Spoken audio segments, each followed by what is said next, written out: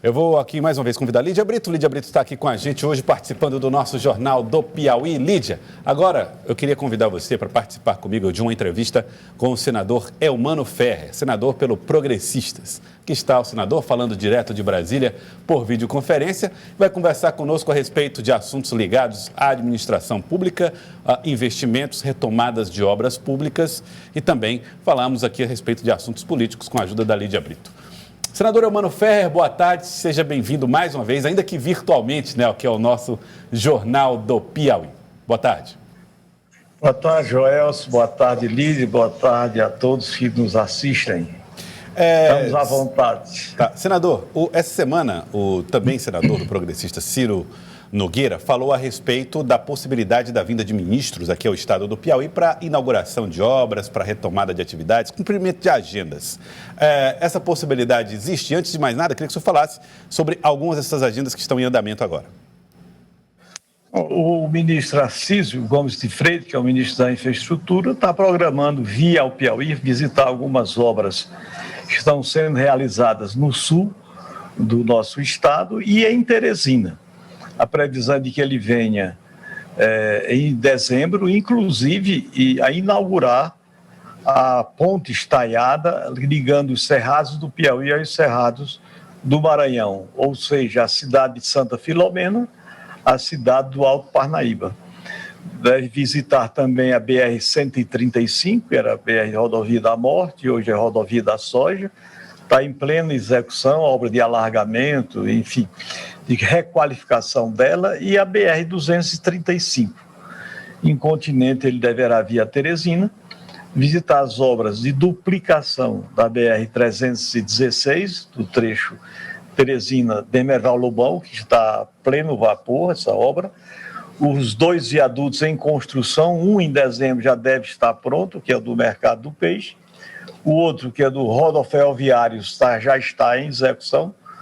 E também essa obra que deve ter início agora do final de novembro, aliás, final de outubro para o começo de novembro, que é o rebaixamento da BR-343, na ladeira do Uruguai, onde há ali aquele balão com grande congestionamento, que é um problema, já houve mortes e passam mais de 22 mil veículos. Então vai ter um rebaixamento. Quem vem de Altos, por exemplo, para Teresina vai passar por baixo. São duas pistas e quem sai, 4 pistas, aliás, são 4 pistas. E quem vem, por exemplo, da Nova FAP, da Zequinha Freire, vai passar por cima. É uma grande trincheira, em que a parte mais alta, que é exatamente onde fica a rotatória, deve ficar a 9 metros abaixo ali da ladeira. E aí, passando por cima, quem sai da zona leste para a zona sudeste também passa em cima e centro da cidade, a cidade de Altos, passa por baixo. Essa aí é uma grande obra que tem recursos alocados.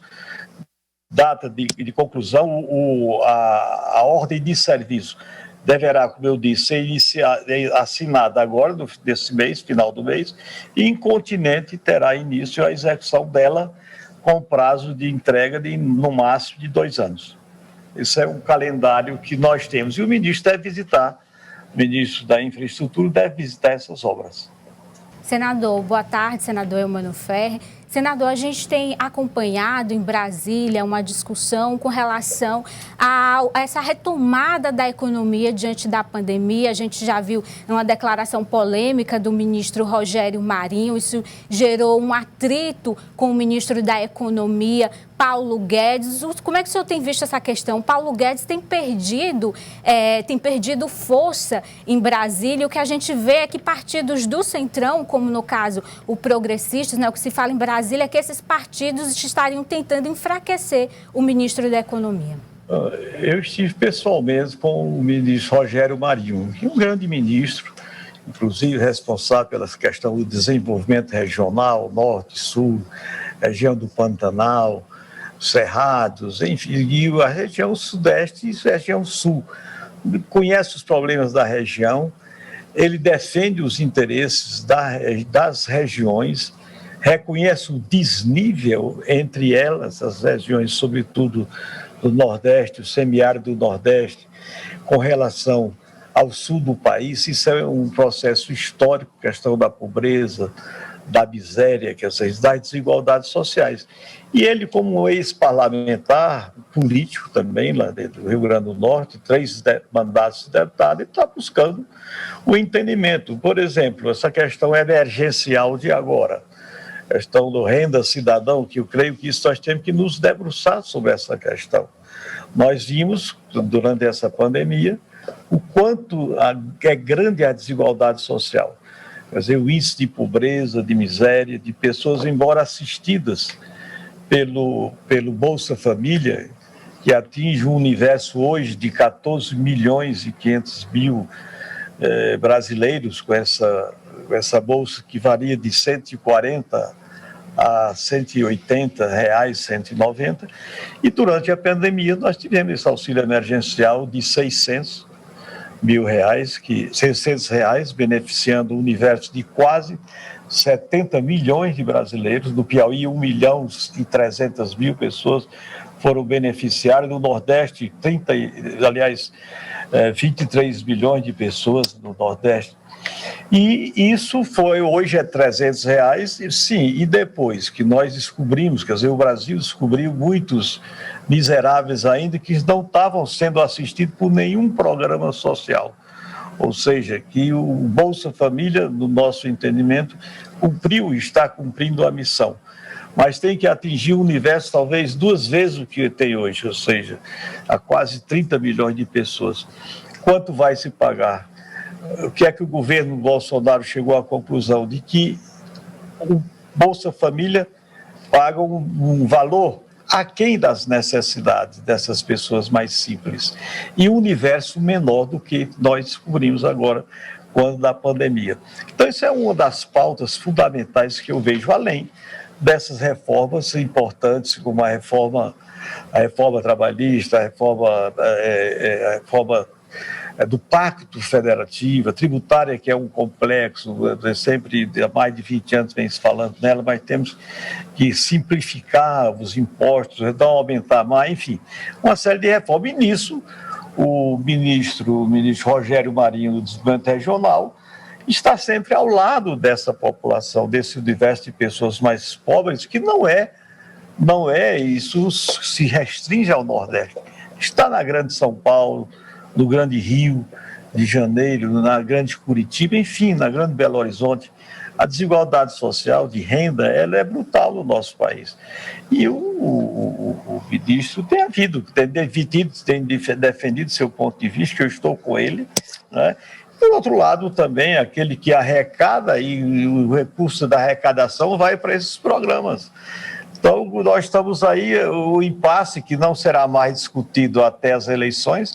Depois das eleições, que vamos discutir essa questão do Renda Brasil, do Renda Cidadão, o cidadão de melhor, enfim. Essas questões têm levado a essas discussões, mas não há nenhuma desunião que comprometa a política econômica e social do governo. Senador Eumano Ferrer, quando se trata dessa questão do Renda Brasil, a principal preocupação é o excesso de gastos. Furar o teto, não furar o teto, os riscos que isso pode trazer para as finanças.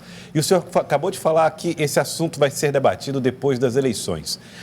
O senhor acredita que as eleições acabam atrapalhando um pouco desse debate que é tão importante em relação ao gasto público, a necessidade de auxílios emergenciais? Como é que vocês conseguem administrar isso, conciliar as duas questões em um tempo tão complicado?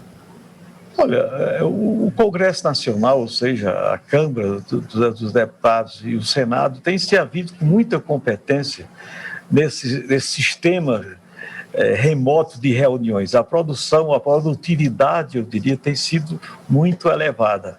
Se nós considerarmos as reformas e a legislação já aprovada durante esse período dramático que está atingindo toda a humanidade, né?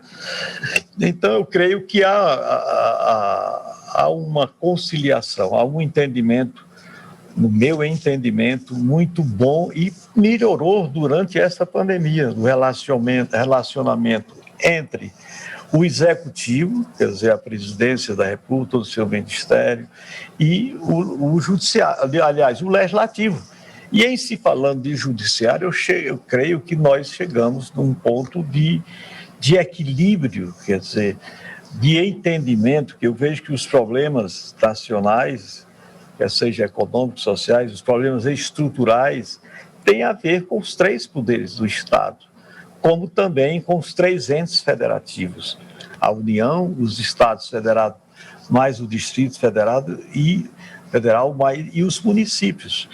Então, creio que através do entendimento, do diálogo, por essa questão do governo pode querer pagar um teto X, mas isso vai ser decidido no parlamento, onde há o pluralismo político, partidário, ideológico, etc. É no parlamento onde as coisas se concretizam. Nós estamos num regime democrático. E dentro dessa democracia, eu creio que as eleições, claro que nós vamos ter um recesso branco agora, mas as lideranças partidárias, as lideranças políticas, quer seja da minoria nas 2 casas legislativas, quer seja a maioria, quer dizer, e esses partidos políticos, todos eles, estão dando uma contribuição ao país, ao Brasil. Eu creio que não há, de maneira nenhuma, uma eleição, muito pelo contrário. As eleições fortalecem a democracia, o pluralismo político, partidário e a alternância também do poder. Eu creio que são 45 dias que não deixa dúvida de que há uma preocupação parlamentar com as suas bases, os seus estados e os seus municípios. Mas creio que não, quer dizer, não atrapalha, não atrapalha. Ô, senador Eumano Ferre, muito obrigado pela participação aqui conosco no Jornal do Piauí. Um abraço, Joel. Estou sempre à disposição. Muito obrigado, senador Eumano Ferre, do Progressistas, senador do estado do Piauí.